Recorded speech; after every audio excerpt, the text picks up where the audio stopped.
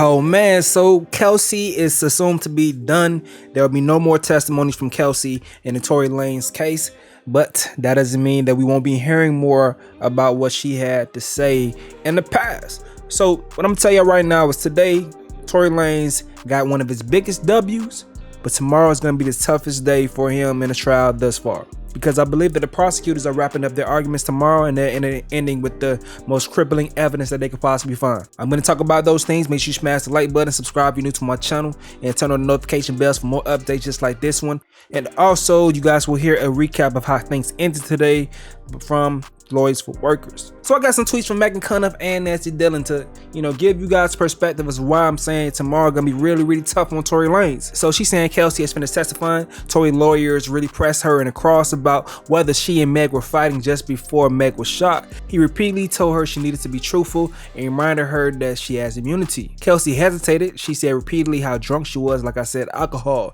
Kelsey, I understand it was alcohol, Tory's lawyer said, asking if there was any physical fight between she and Meg. Kelsey, we probably just bumped into each other. So Tory lawyer asked Kelsey if anyone said dance bitch before the shooting, which Meg testified on Tuesday, Tory said. And she says, I don't know where that came from. Kelsey said in an "it's so stupid" tone of voice. So no, she continued. Now that right there is the most important thing right there that came out of the situation. Now whether or not the jury buys it or not, it's on them, because she has already shown herself to be not that credible of a witness in regards to Kelsey.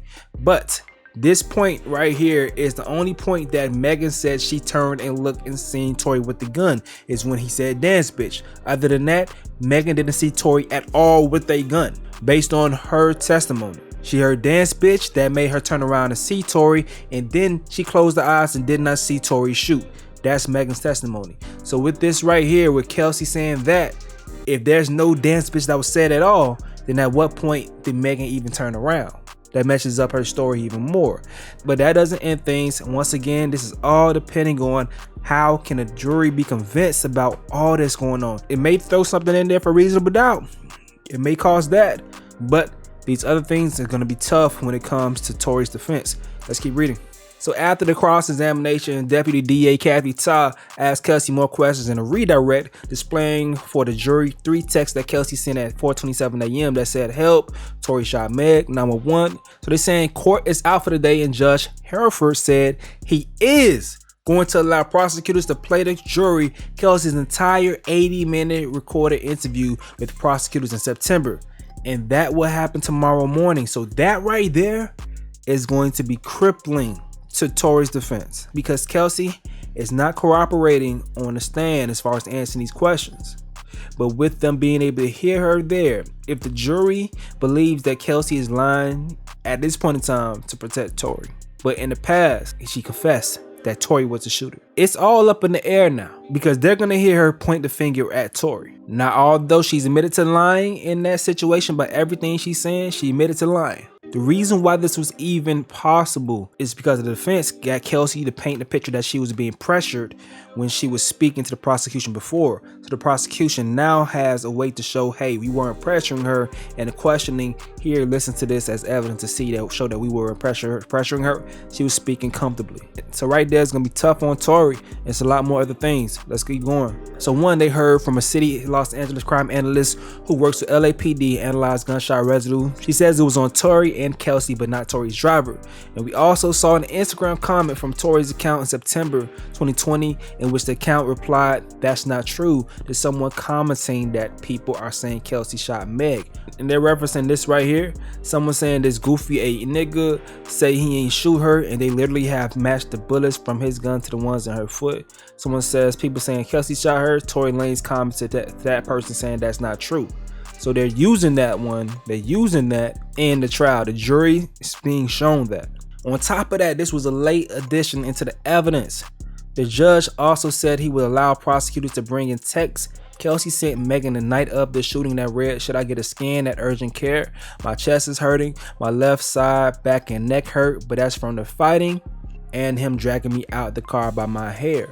Defense tried to exclude it, calling it late discovery, but prosecutors said it was critical considering Kelsey has disavowed her September statement that Tory assaulted her and pulled her hair. The most important thing is that the trial is a search for the truth, DDA Bot said. So that right there, I'm telling y'all, this is going to be tough on Tory. It's going to be tough on Tory. It all depends on whether or not the jury is that upset with Kelsey wasting their time. If they that upset and they believe that she's been paid off, the jury is going to be thinking, okay, all these text messages that's coming from Kelsey directly the night of the event that's pointing blame towards Tory, are those in an attempt to save herself, or is this simply just natural reaction to the situation, to the circumstances of the night? They have to decide that. This is the prosecution's backup because they weren't able to corroborate Megan Thee Stallion's story with Kelsey just verbally speaking on the stand. She wasn't going to do that. So they're going with other things. This is their backup to try to make sure they maintain the stance and credibility of that situation right there. They started off this whole trial saying, listen, you are going to see Megan Thee Stallion's ex-best friend Kelsey Harris corroborate her story and point the finger at the defendant as the trigger man. She got up on that stand and she said she lied about saying that before. Now they are going to be able to show text messages and audio with her saying that in the past. So it's up to the jurors to see what they feel about that situation. Me personally, I don't know how it's going to go. I don't know how the actual, the mood in the courtroom was. I don't know. Once again, I told y'all in the previous video that I no longer believe that we would get the truth from this night. We're not going to get a definitive answer as far as what happened in that damn car. We're not going to get that answer. We are going to get how the jury feels about all this evidence, whether they are convinced that it's enough to convict Tory. We are going to get that answer, but everything else, we're not going to know. We're not going to know because there's so many different things that came up that threw me for a loop. Like, what the hell? Why does girl ask for immunity? If this shit ain't just a theory that she possibly shot, why is she asking for immunity? So that threw me off because initially, you guys that been watching my coverage of this whole situation, y'all know outside of the whole trial itself, just us talking amongst each other, I thought that it was a struggle for the gun and Kelsey may have shot the gun by mistake and hitting Meg in the foot. Because there was fist fighting, things got heated, and it led to her mistakenly shooting the gun while just trying to scare Meg or whatever. That's what I thought possibly happened. But when I found out the very first day that 5 shots that rang out, I'm like, oh, that makes no sense no more. That doesn't make any sense anymore. So I brought the conversation to you guys to say, hey, what you guys think, the gun experts, what y'all think about the situation? It seems like it's no way possible for an accident in this situation. This person was intently, whoever, Kelsey or Tory, they had intentions to shoot at the ground. I still believe it was a shot towards the ground. They had intentions to shoot at the ground. But my thing is, what caused that? Things are too blurry. No one's talking. They're not letting us know what caused that. So we're sitting here wondering, okay, what's going on? But no one is still clear about what happened in that damn car. No one's clear on it. We still got a little bit more messy details that make sense as far as like why the argument started. Things are clear now. But as far as what happened from that point, we still don't know. And I think we would never know. We would never know unless one of us become cool as hell with Kelsey or Tory and they straight up tell us like, listen, this really happened. But let me end this video with Lawyers for Workers giving a recap for today's day at trial so you guys could get things from him. But I had to get my shit off. Smash the like button, subscribe if you're new to my channel, and turn on that notification bells for more updates moving forward. It's your boy Stacie. I'm out.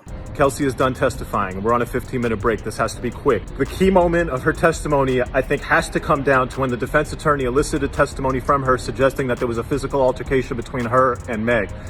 Kelsey seemed very hesitant answering these questions, like she didn't want to say.